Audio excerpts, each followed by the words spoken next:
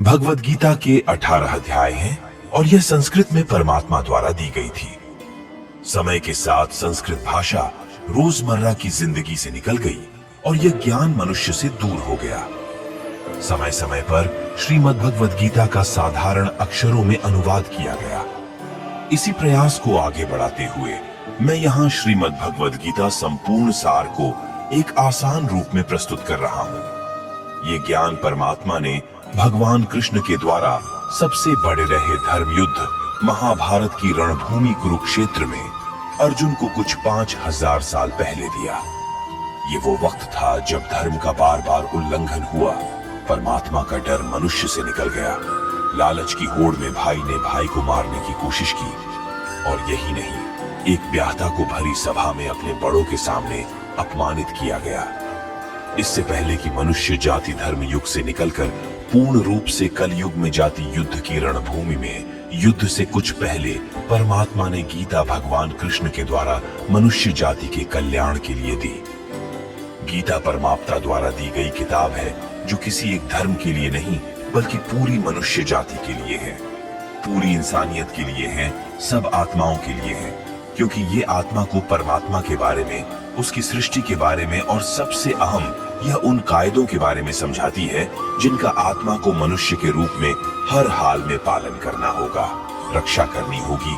और इन्हीं कायदों की बुनियाद पे एक आत्मा को शरीर त्याग करने के बाद परखा जाएगा और इस परीक्षा से पास होने पे हमेशा के लिए इस जन्म और मृत्यु से मुक्ति मिलेगी। परमात्मा भगवद गीता में कहते हैं कि मैं ही सबकी शुरुआत हूँ, मैं शुरू से भी पहले था और सब खत्म होने के बाद भी रहूंगा। सब मुझ में है और मैं सब में हूँ। जो भी तुम छू सकते हो, देख सकते हो, छक सकते हो या सूंघ सकते, वो सब मैं हूँ। ये नदियां, पहाड़, सूरज, ग्रहण, चांद, सितारे सब मैंने बनाए हैं। मैंने ही भगवान, शैतान, राक्षस और इंसान बनाया। मैं सर्वव्यापी हूँ, सब में रहता हूँ, सब मैं हूँ, मैं ही हूँ। मैं ही ब्रह्म बनकर सब बनाता हूँ और रुद्र बन के सब नष्ट कर देता हूँ। मैं ये सृष्टि यूं ही बनाता और तोड़ता रहूंगा ताकि आत्माओं को मौके मिल सके इस जन्म और मृत्यु से मोक्ष पाने को, हमेशा के लिए परमात्मा के साथ रहने को। भगवद गीता कहती है कि इस सबसे बड़ी परीक्षा के लिए परमात्मा ने प्रकृति का निर्माण 5 तत्व हवा, अग्नि, जल, पृथ्वी और ईथर से किया, जिन्हें हम छू के, छक के, सूंघ के और देख के हम समझ सकते हैं। पर खुद परमात्मा इन 5 इंद्रियों के समझ से बाहर है। उन्हें आत्मा इन इंद्रियों से नहीं जान सकती। आत्मा 5 इंद्रियों के साथ वैसे ही है जैसे एक लोहे का रोबोट जिसे अपने बनाने वाले का कोई पता नहीं। अर्जुन को भी परमात्मा का विराट रूप देखने के लिए भगवान कृष्ण ने दिव्य नेत्र दिए। भगवद गीता समझाती है कि आत्मा अजन्मी है, इसे कोई मार नहीं सकता, कोई जला नहीं सकता, डूबा नहीं सकता, काट नहीं सकता। लेकिन आत्मा को परमात्मा के साथ हमेशा रहने के लिए ये परीक्षा रूपी जीवन में बैठना ही पड़ेगा। इस परीक्षा के लिए परमात्मा से बिछड़ के आत्मा को पृथ्वी पे किसी न किसी रूप में जन्म लेना पड़ता है और 88 करोड़ योनियों को जीने और भोगने के बाद एक आत्मा को मनुष्य का शरीर और दिमाग मिलता है। इस सबसे बैठी मर्यादाओं की परीक्षा में बैठने के लिए हर मनुष्य को इस पूरी परीक्षा के दौरान तरह तरह की अच्छी और बुरी भावनाओं की चक्रव्यूह में अपने ही भाई बहन और मित्रों के साथ डाला जाता है, जिसमें हर आत्मा को अपने अंदर के तामसिक और राजसिक अवगुणों से निकल के सात्विक जीवन में प्रवेश करने के मौके मिलते हैं। हमारे तामसिक गुण वो है जो हमारे अंदर हीन भावना पैदा करके हमें खुद को उदास और नुकसान पहुंचाते हैं, और हमारे राजसिक गुण हमें ईर्ष्यालु और लोभी बना के दूसरों के प्रति नुकसान पहुंचा सकते हैं। इस परीक्षा के दौरान हर आत्मा को तामसिक और राजसिक गुणों को खत्म करके अपने सात्विक गुणों से परिचित होना पड़ेगा। सात्विक गुण वो हैं जो आत्मा को अपने आसपास की हर चीज से जोड़े और उन्हें प्यार करना सिखाते हैं। परीक्षा के दौरान हर आत्मा को जीवन के चारों स्तंभ धर्म, अर्थ, काम और मोक्ष का ज्ञान पाके ही मुक्ति मिलती है। यही वो द्वार है जिन्हें समझकर ही आत्मा परमात्मा को समझ सकती है। पहला द्वार धर्म का है और शेर इसका प्रतीक है। धर्म वही है जो गीता में लिखा हुआ है। धर्म वही है जो धारण किया हुआ है, जिसे आपका दिल मानता है। जैसे झूठ नहीं बोलना, चोरी नहीं करना, भगवान का निरादर नहीं करना, दूसरों को नुकसान नहीं देना, यही सब धर्म है। और हर आत्मा को अपने जीवन काल में हर समय धर्म का पालन करना होगा और उसकी रक्षा करनी होगी। दूसरा द्वार अर्थ का है और घोड़ा इसका प्रतीक है। हर आत्मा अपने हर जीवन काल में अपनी पृथ्वी पे होने का अर्थ या मूल कारण समझेगी। इस जिंदगी में भोगने वाली चीजें और रिश्तों का आनंद लेगी। अच्छा बेटा और अच्छी बेटी, अच्छा भाई या अच्छी बहन, अच्छा पति या अच्छी पत्नी बनके हर दुनियावी रिश्ते पर खरी उतरेगी और इस परीक्षा को पास करेगी।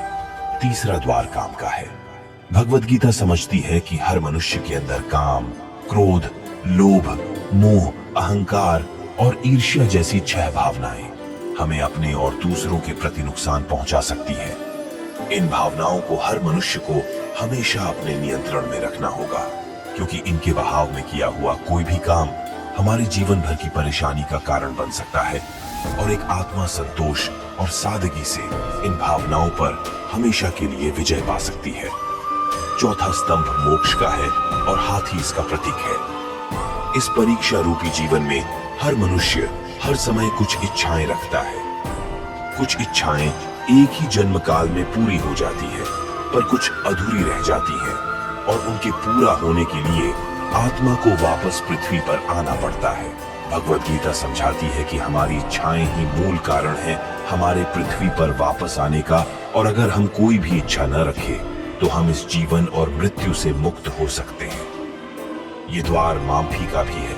जिन्होंने आपके साथ बुरा किया उनको माफ करके और जिनसे आपने बुरा किया उनसे माफी मांग के मुक्ति पाई जा सकती है। जब तक आत्माएं इन चारों दरवाजों धर्म, अर्थ, काम और मोक्ष को समझ नहीं लेती, तब तक इस आत्मा को बार बार मनुष्य के रूप में आना ही पड़ेगा।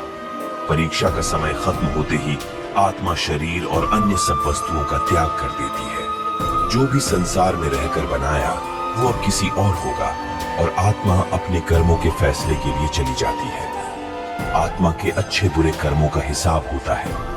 अपने अच्छे कर्मों के लिए आत्मा कुछ वक्त के लिए स्वर्ग और दुष्कर्मों के लिए नर्क चली जाती है। नर्क में आत्मा को अपने पापों के अनुकूल सजाएं मिलती है, पर सजा खत्म होने के बाद आत्मा को फिर से एक नया शरीर और नया दिमाग मिलता है। इस परीक्षा में फिर से बैठने के लिए और हर परीक्षा में वही सब फिर दोहराया जाएगा।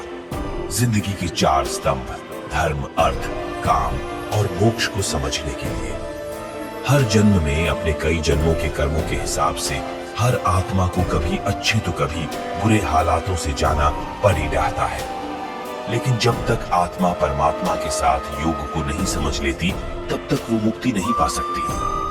भगवत गीता समझाती है कि मनुष्य अपने शरीर, दिमाग या दिल से भगवान को पा सकता है। शरीर द्वारा किए कर्मों के माध्यम से परमात्मा को पाने को कर्म योग कहते हैं। ऐसे कर्म जो परमात्मा की इच्छा से हो और दूसरों के कल्याण के लिए हो।